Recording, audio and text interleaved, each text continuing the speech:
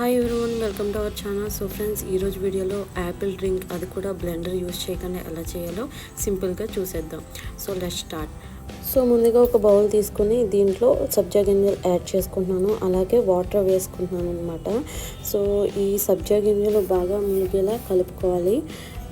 ఎలాగా మనం 15 to 20 minutes leave చేస్తే ఆ సబ్జా గింజలు కొంచెం ఉబ్బుతాయి అన్నమాట. సో అలా వదిలేయండి. సో నెక్స్ట్ వేరే ప్యాన్ తీసుకుని దాంట్లో 2 cups ఆఫ్ మిల్క్ అయితే యాడ్ చేసుకోండి. సో దీంట్లోనే 3 tablespoon షుగర్ అయితే యాడ్ చేసుకోవాలి. సో మీకు స్వీట్నెస్ ఎక్కువ కావాలంటే ఇంకొంచెం యాడ్ చేసుకోవచ్చు. షుగర్ కరిగే వరకు తిప్పుకుంటూ ఉండాలన్నమాట. సో ఈ విధంగా. సో ఇప్పుడు ముందుగా మనం నానబెట్టుకున్న సబ్జా గింజల్ని ఈ విధంగా ఒకసారి మిక్స్ చేసుకుంటే మీకు అర్థమైపోతుంది. చూడండి ఎలా ఉబ్బినాయో. ఇప్పుడు దీన్ని మిల్క్లో మనం యాడ్ చేయాలి. యాడ్ చేసి ఒకసారి తిప్పితే సరిపోతుంది.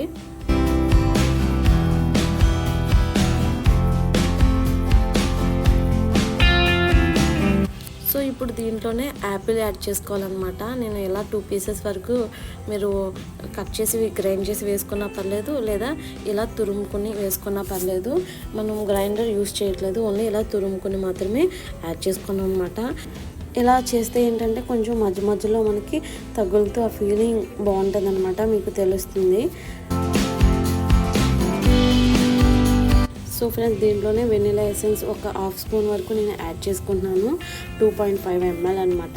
సో దీంట్లోనే 10 to 12 pieces మనం ఐస్ క్యూబ్స్ అయితే యాడ్ చేసుకుంటున్నాను. సో ఈ విధంగా మనం మొత్తం మిక్స్ చేసుకుని ఒక గ్లాస్లోకి తీసుకుంటే అంతే, మనకి కూల్ ఈ యాపిల్ డ్రింక్ అనేది రెడీ అయిపోతుంది అనమాట.